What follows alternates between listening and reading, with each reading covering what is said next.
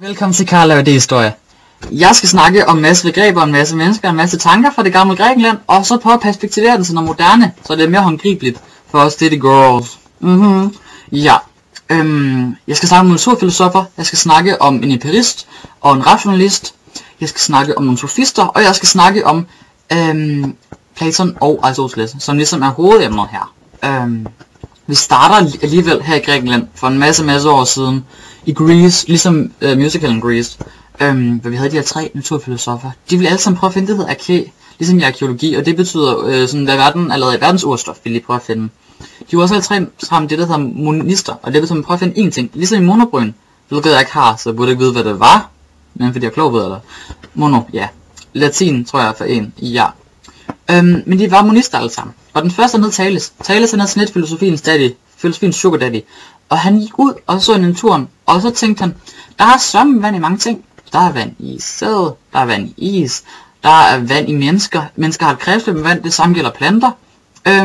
Og igen, hernede omkring Greece har vi også det, der hedder Egypten. Og der havde vi det her floddelta, der bare berigede jorden med alle mulige fantastiske vand, så de kunne gro en masse grøntsager, og det var pragtfuldt. Så ja, han mente alting var vand. Han havde sådan en elev, som hed Anaximander. Anaximander, han tænkte, at alt, der er ligesom verdensudstof, det var den her energi, den her ubeskrivelige, fantastiske ting, der havde en tur igennem jorden, og så smuttede den ud igen. Men det ikke var noget, man kunne måle eller gøre noget ved. Det var ubeskriveligt, uforanderligt og fuldstændig syret. Og det hænger lidt sammen med, tænker jeg, at når man dør, og når man bliver født, er der det her liv, det her energi, som vi ikke rigtig kan sætte ord på, men vi ved, der er der. Slet ikke sætte ord på det i den tid i hvert fald. Så har vi den sidste fætter, og han hedder Pythagoras. Og Pythagoras, han tænkte, alting, det må være lavet af tal. Faktisk var han også religiøs, og han mente, at Gud havde det her sådan, at Gud havde skabt alting så smart, at der bare kunne regnes og findes ud af alting via tal. Hvilket vi jo egentlig også er enige i dag, men det er pænt mange år siden det her. Vi kender alle sammen hans formel med trekanter, som er smadret, hvor man siger, at den ene hypotenuse katete sammen med den anden katete i anden er lige med hypotenusen i anden. Ja, man fik på en niveau. Yes. Så ja, vi havde de her 3 naturfilosofer, der var monister, alle 3. Bagefter dem kom der 2 andre monister. Den første monist, bagefter dem skal vi snakke om, han hedder Heraklit, og Heraklit, han fokuserede på, hvordan kan ting bevæge sig, hvor vi ligesom havde ligesom nogle 3 kvalificerede bud på urstoffet. Han var empirist, og det betyder, at man tænker på sine sanser, og det der betyder noget for ens opfattelse, det er ens sanser og ens indtryk. Det er simpelthen alt, hvad man ligesom kan registrere sanseligt med kroppen. Så han mente, at alting forandrede sig. Han sagde, panerai, det er latin. Panerai, det er latin. Og det betyder, at alting flyder. Og hvis du også står i en bæk, og så går du op igen, og så går du ned igen, så kan det ikke være den samme ting, der er sket, fordi du har ændret dig, og bækken har også ændret sig, et nyt land, der er der. Så derfor så alting forandrer sig. Ligesom hvis du skal ind og købe sko, og kommer tilbage igen efter nogle sko, så er det ikke det samme sko, fordi de har ændret sig at stå, butikken har ændret sig, der er kommet nogle nye penge, nogle nye mennesker i butikken, du har ændret dig, fordi du er gået, så ja, alting forandrer sig. Han mener også, at alting kan defineres med de her modsætninger, som vi skal måle hver især.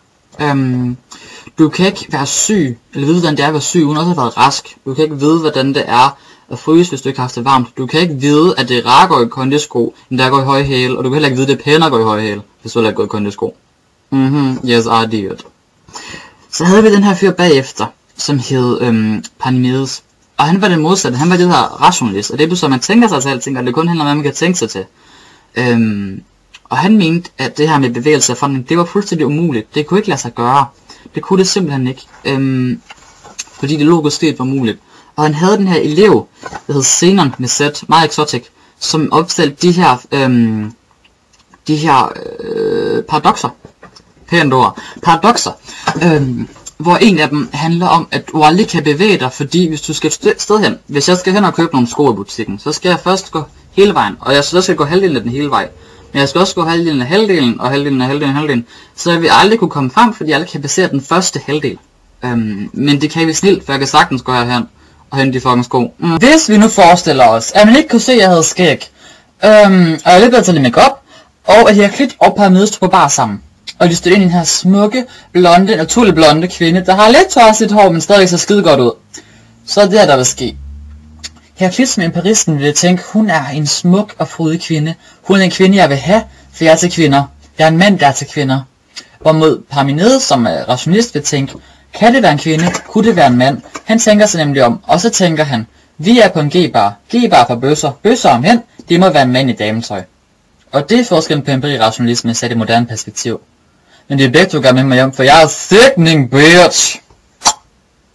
Vi havde de her to meget forskellige synspunkter, den empiriske og den rationalistiske måde at se på. Som folk talte for og imod hele tiden, og begge kunne modbevises og påvises.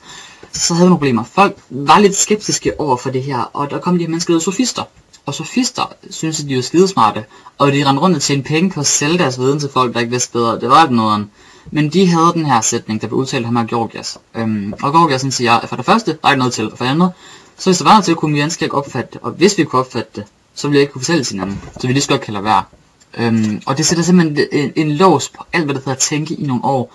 Så det er simpelthen back to the basics. Der sker ikke en skid i rigtig mange år, og det er smadret ærgerligt. Det var lige før, at alt hvad vi kalder at tænke sig om og fokusere på det her med filosofi, det var over.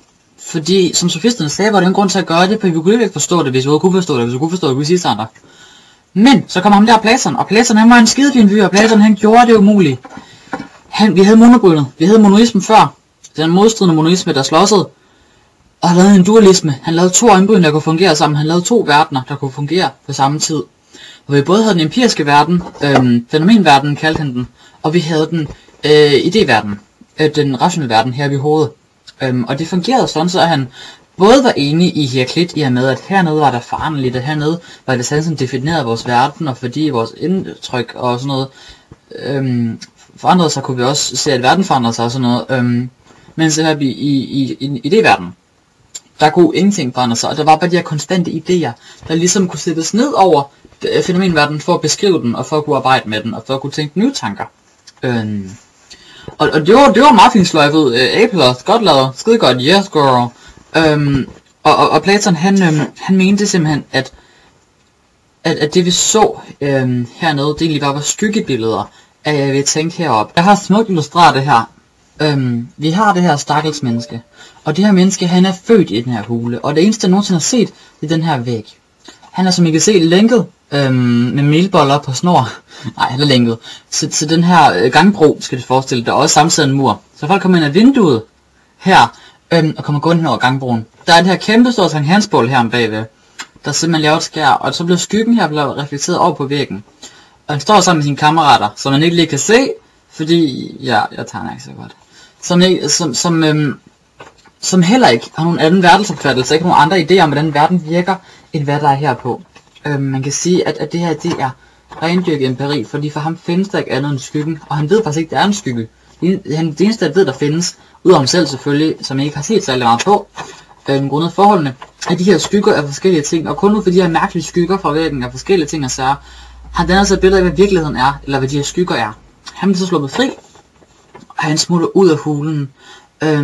Og da han så kommer ud af hulen, ved jeg ikke helt, hvad fanden han skal gøre, for der kommer han i kontakt med den her verden, som han før kun har set få skygger af.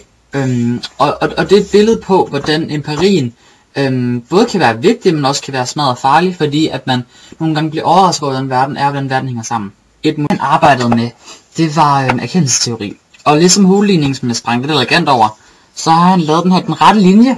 Jeg har taget bogen, for jeg gider ikke tegne den. Den er også rigtig fin her nemlig, fordi vi starter på niveau 1 her.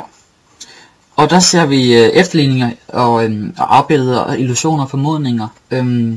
Altså man kan sige, det der, hvor vores stakkels fang, han kigger ind på væggen, eller ind i fjernsynet. Så kommer vi op på det her niveau, hvor han faktisk er sluppet fri fra sin hule, fra sit fjernsyn, og ser på tingene i virkeligheden. Han ser på dyrene, han ser på planterne, han ser på menneskerne i virkeligheden.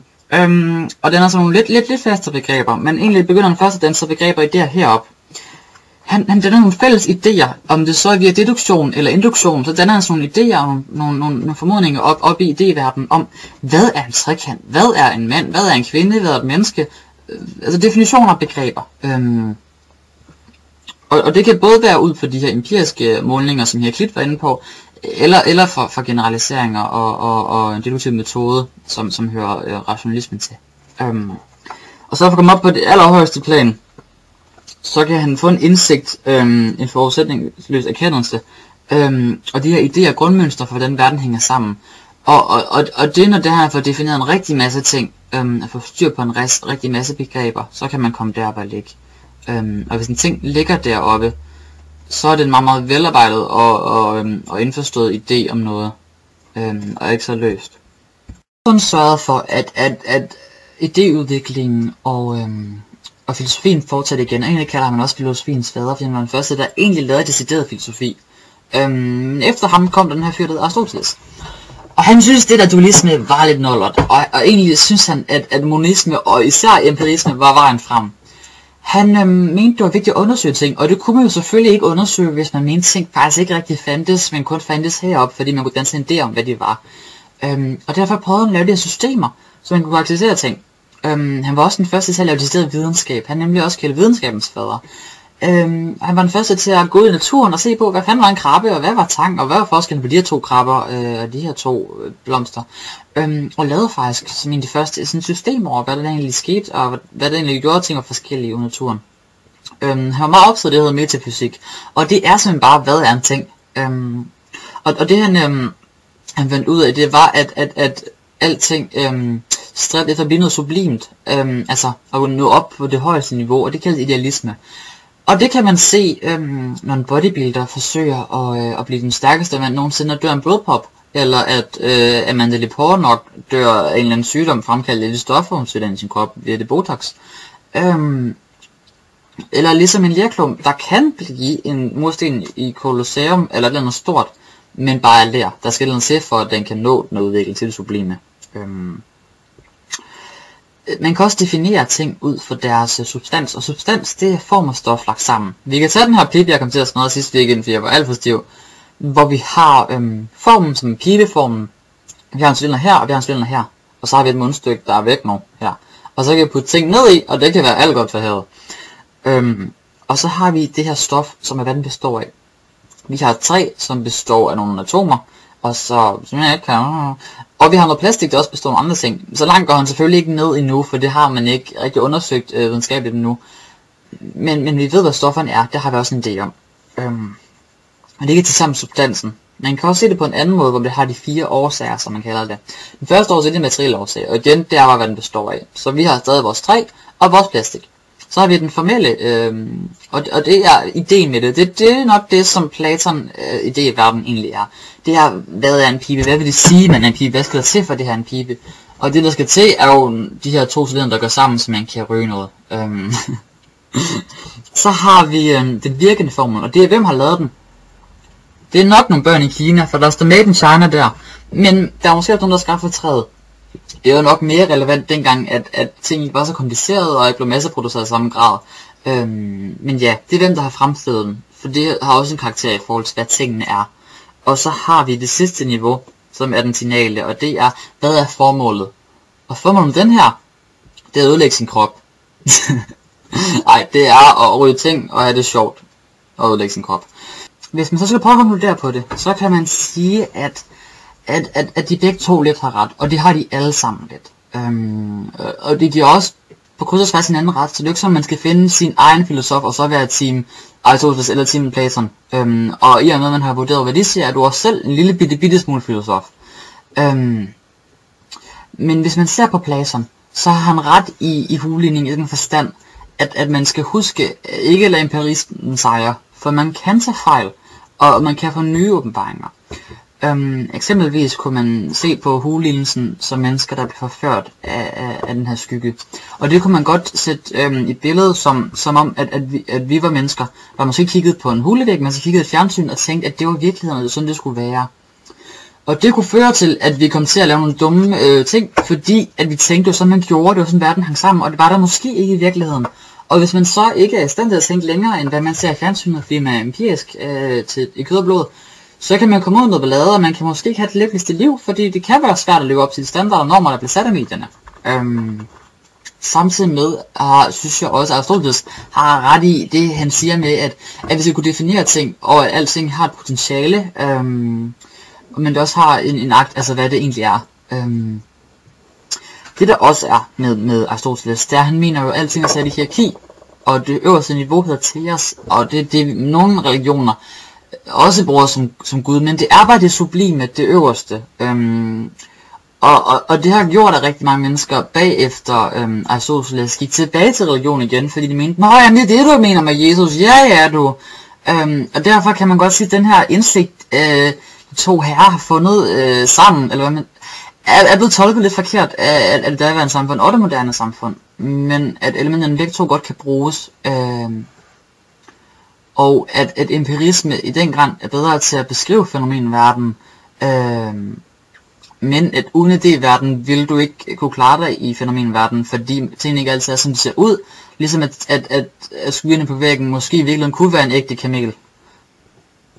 Bottom line er i hvert fald, at jeg personligt er #Team Platon, selvom jeg ved siden af har et forhold, et kærligheds-romanceforhold til Aristoteles, og at de godt kan implementeres i hinanden, således at man husker at udnytte empirismen i fuld grad i forhold til klassificering og generelt videnskab, men at den ikke kan eksistere alene, og vi har behov for idéernes verden for at kunne forstå den og arbejde med den.